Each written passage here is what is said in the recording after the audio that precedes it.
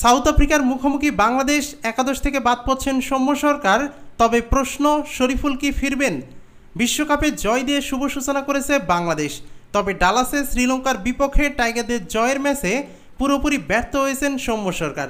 তুলনামূলক ছোট লক্ষ্যে প্রথম ওভারেই সৌম্য আউট হয়ে চাপে ফেলে দেন দলকে। সেদিন 2 বল খেলে কোনো রান করতেই পারেননি সৌম্য। একই সঙ্গে করেছেন বিব্রতকর রেকর্ড। আন্তর্জাতিক টি-20তে সবশেষ 3 ইনিংসে সৌম্যর দ্বিতীয় শূন্য এটি। সব মিলিয়ে 83 ইনিংসের ক্যারিয়ারে সৌম্য সরকার 13 বার আউট হয়েছেন রানের খাতা খোলার আগেই।